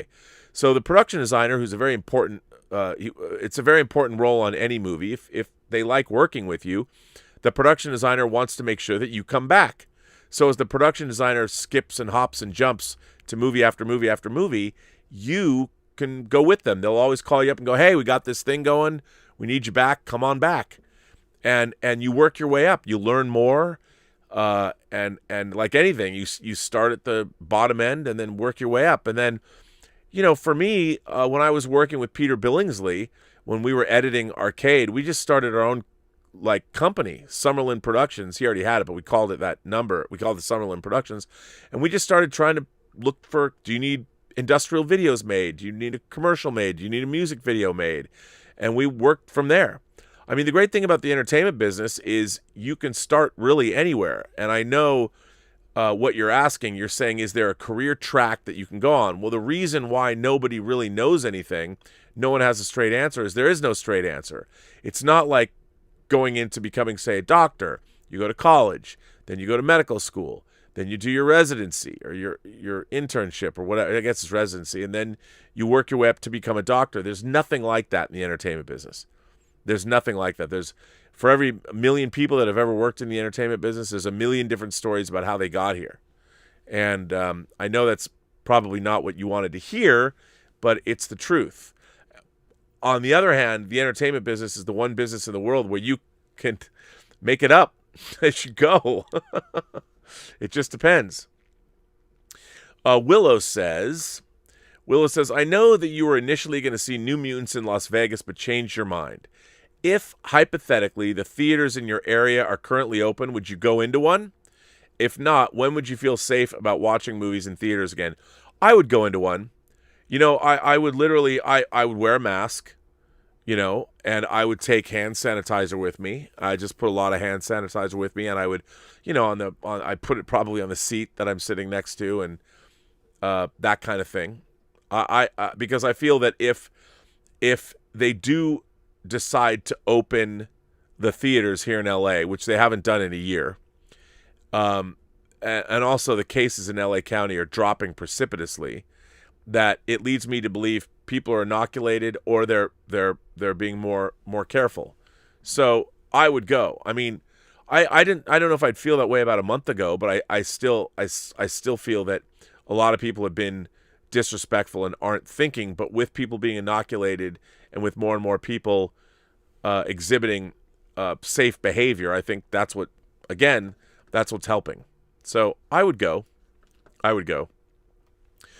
E.T., who comes in peace, says, "Oh, our exalted King Robert, High Lord and Supreme Chancellor of Planet Gilbar, I recently watched 2002's Unfaithful, and I gotta say, the DCEU is seriously underutilizing Superman's mom. Personally, I'm in favor of a Martha Kent spin-off or origin story.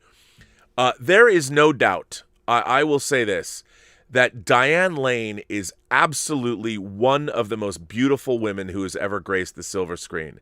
Now, a lot of people might say that she is, maybe a little too American looking or whatever. I think she's unbelievable. And like you, watching Unfaithful, it's like, my God, look, I grew up watching her in The Outsiders, in A Little Romance. It was her in A Little Romance, right? With Olivier. The Outsiders and Rumblefish as Ellen Aim in Streets of Fire. Oh my God. Yeah. She's amazing. And she's a great actress. So I'm a huge fan. I'm a huge fan. Huge fan of hers. Jaimin D sends in a super chat. Thank you, Jaimin. Hey, Rob, I think, in my humble opinion, we should take a page from Japanese or Korean shows and keep stories one season with start, mid, end without stretching it too long and making it lackluster. Also, thank you so much for Hong Kong Rescue's recommendation, Ordered Armor of God, Meals on Wheels, and Project A. The 5-year-old in me has just become the happiest person. Isn't that great when we can find things that we love that make our 5-year-old self smile with joy? That's kind of me on every day, pretty much. Justin Jorgensen says, hey, Rob and all, I just wanted to ask you what you thought of Superman 3, unironically. I really genuinely enjoy it. While I can't stand Superman 4, I genuinely love the third. Thoughts? Thanks, Rob, and our amazing mods. Well, thanks, Justin, for thanking the mods. Thank you, mods. You know what? To be honest, I mean, I grew up watching the Burt Ward, Adam West Batman series in the 60s, so, the funny thing, I kind of, like you, I kind of liked Superman 3. I liked when Superman is split into evil Superman. Robert Vaughn's in it. Computers, Richard Pryor skiing off a building. I mean, it's goofy as hell. But back then, it's not like Watchmen had come out yet, or Crisis on Infinite Earths, no, it hadn't. And I enjoyed it. I mean, I don't so much enjoy it now, but at the time, I'm like, well, that's goofy, and at least it was different than Superman 1 and 2. I did think it was. That was back in the day when people were like, we're making a comic book movie. We're making a comic book character, so let's put him in a comic book movie, even with one of our greatest comics at the time. And it's goofy. Yeah, Superman 4 I hate because it's so cheap. It's a canon film. Superman 4, can you imagine if it had, like, Peter Weir directing with a major budget? It could have been really good. But what are you going to do? Stubble McShave says, a good narrative sets up the story with a promise about what kind of story we'll get in the story. The best example is the intro to Indiana Jones. It tells you what type of story we're about to get. If we have that intro and follow it up with a romance, we feel betrayed and dislike the movie, even if it has good aspects to it. With established IPs, Star Wars and Star Trek, the promise is set up by previous movies. You shouldn't tell the same story. But if the new movie differs substantially, we feel the sense of betrayal. I agree with that. I totally agree with that. Justin Toner says, Rob, 24-hour flash sale on Criterion website, 50% off all Blu-ray and DVDs starting at noon today. I don't know if my wallet can handle it. Cheers. I'm at the point, though, I'm lucky. I'm at the point where I have most of the Criterion stuff. What really sucks, what really blows, is the Criterion disc I wanted the most lately, the Parallax View and the Wong Kar-wai set that comes out next month were the two things I wanted most from Criterion. And I bought Parallax View at full price. Could have got it half off if I waited a week. Damn you, Criterion. Will N says, stumbled across the '07 sci-fi flick Sunshine. Great cast and direction. Story was good up until the end where it kind of went a little sideways. Seems many movies go this route of great build-up but falling just short on closing. I like Sunshine a lot, but like you, I don't. The ending got a little weird. I mean, it got a little Solaris for me. I'm like, wait, what? What's going on? But be that as it may, overall, I really enjoyed it. And what a great score. You're the second person to write in about Sunshine. Really liked it. I thought it was great. But yeah, I liked it. Nathan Gedrin sends in a tip and says, new WandaVision theory. Ian McKellen shows up, disguised as Magneto, but is actually playing Mephisto.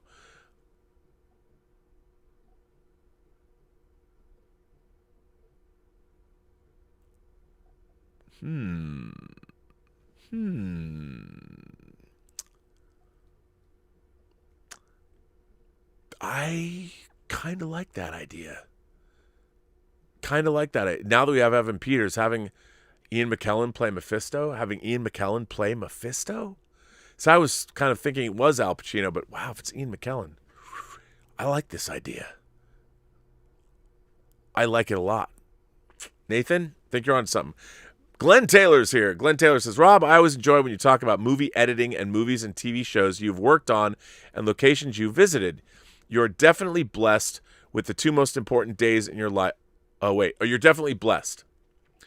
but then you stop and you say, the two most important days in your life are the day you are born and the day you find out why. Mark Twain. I like that. Yeah, I think I have been blessed. I mean, that's another thing, people, and I'll tell you something, to be honest, I've been coming to grips in my own life with like, okay, I'm a man of a certain age now. Am I going to ever get to direct another movie again? There's one I really want to make. I'm working on that script. I'm making the animatic for it. I really do. And we shall see if it will happen. But yeah, I don't know. But I'm wondering, and I used to think that being blessed in life, people are like, well, you're not Steven Spielberg. I wanted to be Steven Spielberg and Stanley Kubrick and John Carpenter and David Cronenberg and my favorite directors. But barring that, I've had a pretty fun career, and I've worked with a lot of fun people, and I continue to do so. And I think about the fact that I worked on Dota, Dragon's Blood, and I have Tango Shalom, which is playing at festivals. If you live in the North Carolina area, you can see it at the Charlotte International Jewish Film Festival. And it is what it is, but it's still work that I'm really proud of, and it's out in the world, and I'm still creating things. So, yeah, it's good. I like the idea that the two most important days in your life are the day you're born and the day you find out why. I love that. I think that's great. Jaffo became a member. Just another fucking observer became a member of the channel. Thank you, Jaffo. Are you a Blue Thunder fan? Julian Mushkin became a member. Thank you, Julian. Stubble McShave says, we just got Star on Disney Plus, and ooh, there are some goodies here to check out. I don't think we have Star yet. That's their more adult-oriented site, right? I think it's only in Europe, and it's not here yet. Nathan Gedrin sends in another tip and says, I can't believe to describe how important the Lord of the Rings behind-the-scenes features were in my life. These are what got me into the industry, so a sincere thank you. Can you talk a bit about your experience and which features you specifically worked on? I can. Well, so what was really great is those Lord of the Rings special features. I worked for a company called Curdy Pellerin, Jeff Curdy and Michael Pellerin's company. And Michael Pellerin had started out, they had been making, and another company called TV is Okay, Phil Savinick's company, TV is Okay, but they didn't work on, TV is Okay did not work on Lord of the Rings, but they consulted on it. So I was working for that company, and we were doing mostly Disney stuff. I'd worked on Emperor's New Groove and the Fantasia anthology, and I was working on my feature-length documentary on the making of Tron for the 20th anniversary DVD. And at the time, we got awarded the Lord of the Rings gig, and so it was fantastic. So on the first Lord of the Rings disc, I actually did the way it worked out is people were given pieces to work on, and it kind of harks back to and you could pick. You could say, I would love to work on that, or Michael would assign you pieces. And because I was working on Lord of the Ring, I was working on Tron, and I was directing and editing this feature-length documentary. I did want to work on Lord of the Rings, and I said, well, I'd love pieces, maybe something about post-production. I'm interested in editing, and what I was really interested in is digital grading, because digital grading was new. That color grading, that meant that they were using computers to color grade the film, and they had written new software to do it for Lord of the Rings. It was brand new back then. So the pieces that I specifically did, and we had pretty much carte blanche to do whatever we wanted. And of course, you were limited sometimes to the available footage you had, and then things got, you didn't want them to get so boring. How long are people going to watch a piece on digital grading? So I did the editorial piece and the digital grading piece on the Fellowship of the Ring disc. But because I also it was very funny. This is going to seem funny, but everybody was scared to interview Christopher Lee. So nobody wanted to do it, and I'm like, how can you not want to go interview Christopher Lee? And the great thing about working on Lord of the Rings was you got to travel. So in the case of Christopher Lee, I'd never been to London before. And so they're like, okay, well, you'll go interview Christopher Lee, and we're going to send you to the UK. You're going to go to London. And I'm like, what?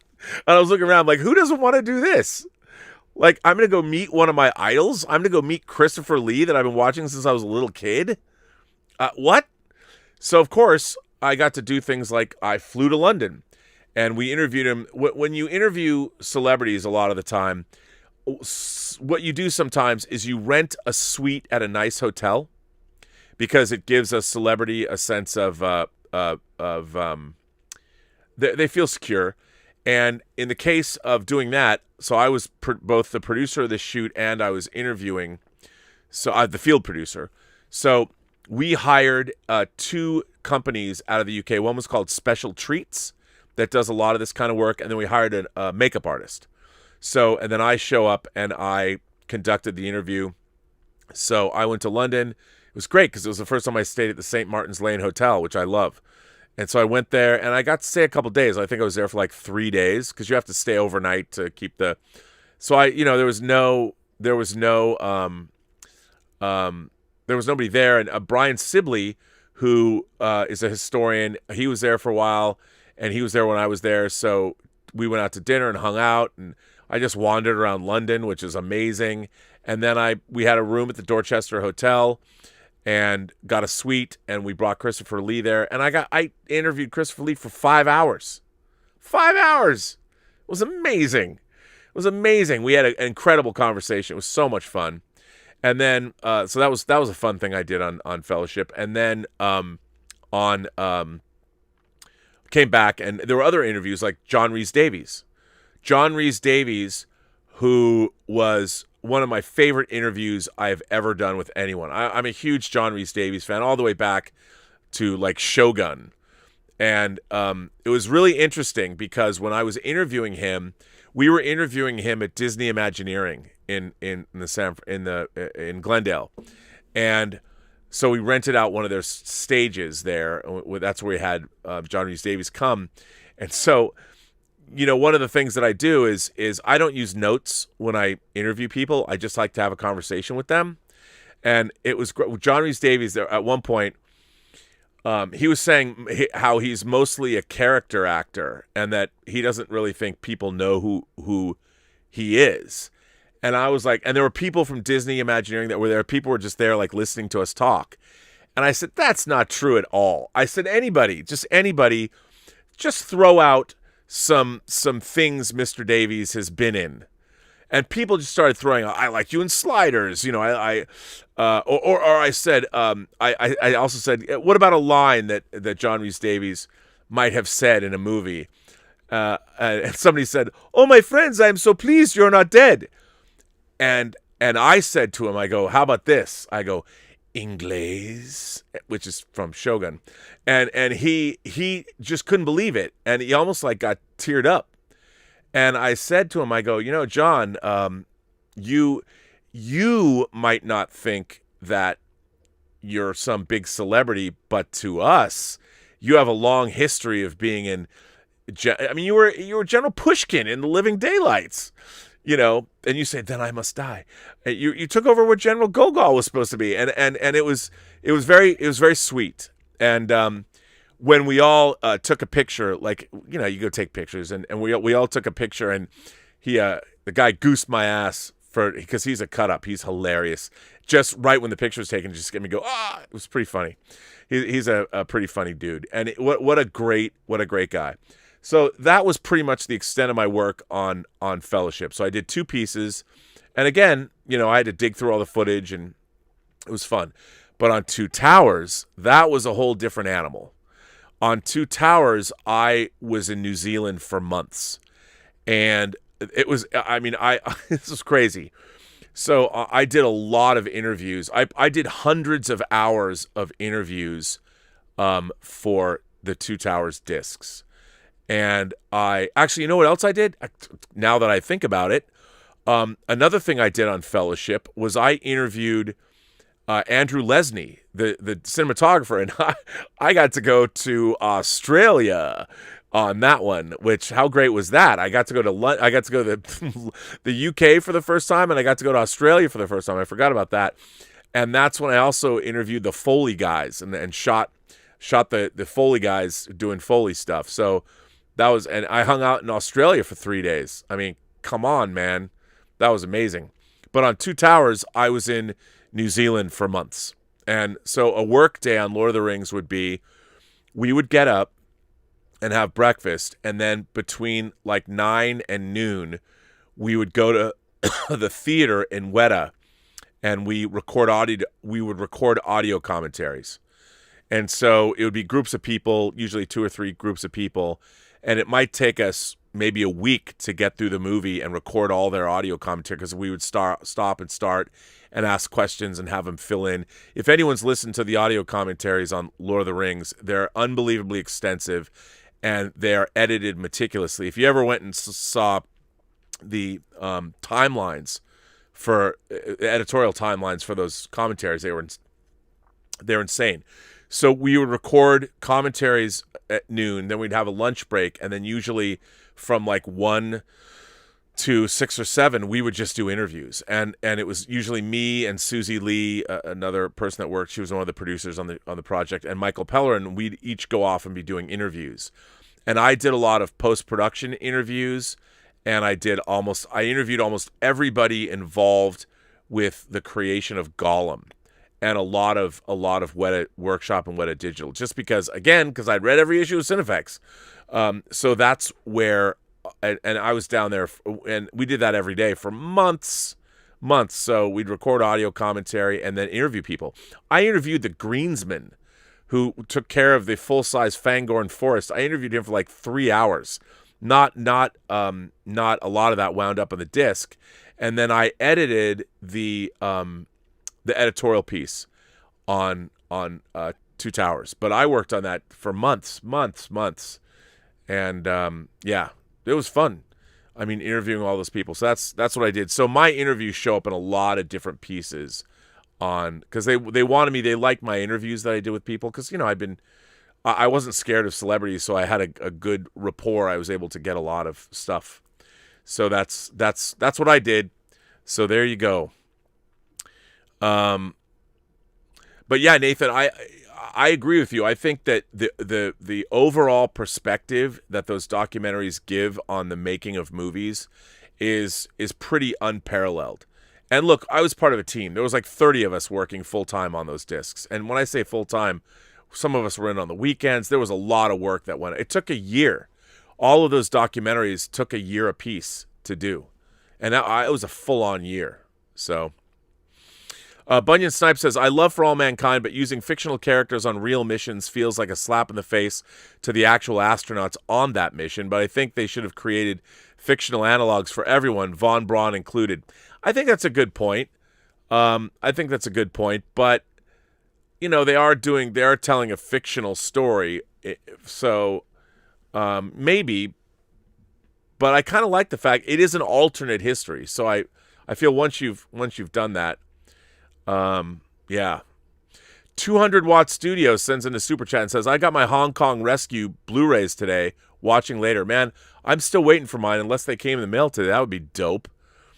200 Watt Studio says, I got the Criterion Parallax View today at 50% off. Man, rub it in, why don't you? Alexander Wilson says, we talked about miscast roles last time. I just watched Glory, and Matthew Broderick was miscast as Colonel Shaw. My middle school teacher, who works for a Civil War reenactment organization, said he was terrible in the role. What are your thoughts on his performance? I have to tell you, I love Matthew Broderick, but I think you're spot on. I think he's the weakest element of Glory. I agree with you 100%. And I like him. Alexander Wilson says, also, your bit links in the description are not working. Oh, they're not? I'll have to go check that out. Thank you for pointing that out. I didn't know they weren't working. Murray Reich says, did you read on Hollywood Reporter that Quebec theaters are reopening on February 26th, but they're having a concession ban? Yeesh, how's that going to work? I don't know. Man of Steel sucks balls, tipped $1. Well, I appreciate that scintillating commentary. Thank you for that, though. Eric Gant is here. Eric Gant says, good evening, Rob. The letter about For All Mankind reminds me of another series that kind of deals with alternate history and alternate universes. Counterpoint, starring J.K. Simmons. It's like a mashup of sci-fi and spy thriller. I've only seen the first episode, and I loved it, and I need to get back to it. I so want to see it. People have only told me how great it is, but it's like knowing that it's so short-lived bums me out. I don't know if they ended it. Jason S. sends, with movies and TV shows going to streaming shortly after release, that means we'll get less and less special features. Yeah, unfortunately, the studios used to spend a lot of money on special features, and they don't anymore. And it's really because ultimately it was discovered that special features were only enjoyed by 20% of the consumers that bought them, which is a bummer. I know. E.T., still with the peace, sends in a tip and says, Robert, omniscient being of all creation, V once said, ideas are bulletproof. You may realize who is underneath that username. I'd like to apologize for ever bringing any negativity to your show. The main goal of my tips has always been to make you laugh. Hey, listen, I appreciate that, E.T., still with the peace. I don't have a problem with, I don't see criticism or anybody that doesn't like what's happening. I don't see it as negativity. I see it as constructive criticism. If someone came at me and was like, fuck you, dude. What the fuck? You have nothing to fucking add. What the fuck you? I'm like, well, that's not conducive to or helpful to me. But what I do like is when people write letters to me that are critical, they tend to be very thoughtful and interesting letters. So I don't see things as being negative. I've learned long ago that constructive criticism is very important. So I don't have a problem. What I like is the fact that people feel that they can criticize me, that they can send in something that might be seen as resoundingly negative. I appreciate that. I think it's very flattering that someone to me that they feel like their words. And by the way, I hear people when they send something in that's critical of me or whatever. I appreciate it. I think it's important, and I very much appreciate that people feel that they can send me negative commentary, which I think is great. Nathan Gedrin says, thank you for the detailed response to my Lord of the Ring question. Again, this literally got me into the industry. That was when I realized this is a job. No question, just a genuine thank you. You don't know how meaningful your work was in my life. Well, thank you very much, Nathan. I really appreciate you saying that. We tried. I mean, what's so great is, we all, when we were working on these things, we all wanted to convey, you couldn't possibly be in Wellington, New Zealand and wander around Weta or be Weta Digital or especially the Weta Workshop or go into Park Road Post, although I don't think that was there when we were there. It was so inspirational. It was so, everything about that was an incredible experience, and all the people that you met there were so into, like, Randy Cook, the animator Randy Cook, the VFX artist Randy Cook, used to work at Full Moon Entertainment where I worked, and he directed I, Madman. Randy Cook, he's kind of cantankerous, but only because he cares so much. I mean, he's really into it. You meet Randy Cook and just listening to him talk, I'm like, this guy, I love this guy so much. I mean, I briefly, he didn't remember me from Full Moon, but I remembered him. And to see his career path was extremely inspirational to me. And I mean, it was amazing. It was amazing being down there working on Lord of the Rings and documenting all this stuff, because you could ask anybody any question you wanted. That's why I love being on set, whether it was X-Men 2 or Chronicles of Narnia, or being down like I've told this story before, but I somehow, I don't know if I was interviewing Alex Funke or I was just waiting to interview Alex Funke. He was the miniature director of photography. He even worked on like the original Battlestar Galactica. So there I was standing in front of the bigature of Minas Tirith. I mean, this thing was huge. It had to have been, I want to say it's 30 feet high. Maybe it wasn't that high, but it was at least 3 times as tall as me. And it's the bigature of Minas Tirith, the White City. So what they were filming was the Fell Beast's point of view. And it's on a snorkel camera, this giant rig. And so the camera's like here, and it's on a big rig, and it's going click. It's like single frame, right? Click, click, stop motion, click, click. But it's computer controlled or something. There's nobody around, and I'm just watching this, and the camera's like in the like on the streets, like street eye view for the Fellbeast. And there's a bridge here, right? And the camera's going click, click, click, and there's a bridge. And I'm like looking at this, I'm looking around, I'm like, the camera's gonna hit that bridge. And it's click, click, click, getting closer.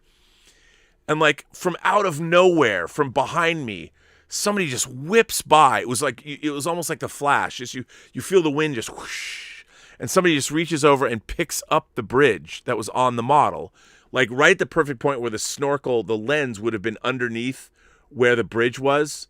So they took it out in the perfect position, and it was like whoosh, and then the camera continued on. And then like 5 minutes later, whoever that person was came back and put the bridge piece back and went whoosh off doing something else. I mean, it was literally like you were surrounded by magic wielders. That's what it was like. It was great. Stubble McShave says, John Rhys-Davies is awesome, and in some weird way, he gets away with over-the-top theater acting in movies. It just seems natural for him to be larger than life. Oh, he is. I think that's just his natural state. And, but if you look at him, even though he's big, I mean, a larger-than-life guy, if you look at, like, his performance in Raiders, there's a great, when he's talking about Belloc, he goes, there is one amongst them. He is very smart. They call him Beloche. And he's thoughtful and he's down, he's not up here, he's down and he's contemplative. And if the Ark is there at Tanis, then it is something man was not meant to find. Death has always surrounded it. I mean, that is great. I love that. I love that dialogue of his. It's good stuff. Good stuff. 200 Watt Studio says, Mr. Davies is wonderful to fans. Wakari Maska. Wakari Maska. Yeah, I mean, God, I love Shogun. Dun dun dun dun dun dun dun dun. So good. Anonymous. Anonymous says, spoiler alert for WandaVision episode 8. It turns out Agatha is revealed to be Shaw and Sparky is really Han. Hashtag Han effing had it coming. Come on, man. I mean, Justice for Han is coming sooner rather than later. We're only a couple months away if it still opens in May, and it very well might. And on that note, ladies and gentlemen, boys and girls, kind beings, gentle souls across these 28 known galaxies, I will be ending this episode of Robservations right now. And I want to thank all of you for supporting the channel via super chats and tips and letters. By the way, guess what I'm going to start with tomorrow? That's right. I have a Willow Yang letter. And she's written in about the DS9 episode, Far Beyond the Stars. That is right. The lovely, lovely, and talented Willow Yang has written about Far Beyond the Stars. I mean, come on, if that's not a coming attraction to get you to come back tomorrow, I don't know what is. So, there you are. You know what? I just realized I told somebody that I missed someone's super chat, I think from yesterday. Let me see if I can find it. I don't remember who that was. I'm going to go back and find it. I forgot to look at it, and I'm like, damn it. I missed someone's super chat, and I'm looking, and I can't find it. I'll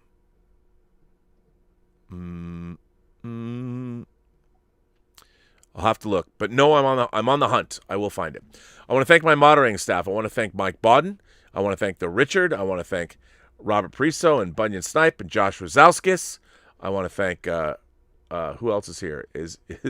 Who else is here? I guess that's who's here. Justin Toner's here. Hey, Justin Toner's here. Is Josh Levesque here? I don't know if he's here, but hell, thank him anyway. I want to thank my great moderating staff. If you want to find them, you can find them on the Post-Geek Singularity Facebook page, the Whining About Movies Facebook page, the Let's Get Physical Media Facebook page, and the Whining... Did I say Whining About Movies? And the... whatever. You know. I can't remember. I'm like crazed. So anyway, there you go. That's where I'm at. That's who I'm at. That's where I'm at. What am I saying? I don't even know. Remember, every person you meet has a story to tell that you have yet to hear. And all you have to do is listen. And with that, I say to all of you, have a better day. And I mean that. I do mean that. And now I technically speaking, I don't know How do I get off these chats? I forget. But, oh, by the way, if you want to send a letter, you can go to the Burnettwork.net, and these shows are all available as podcasts wherever you get your audio podcasts from.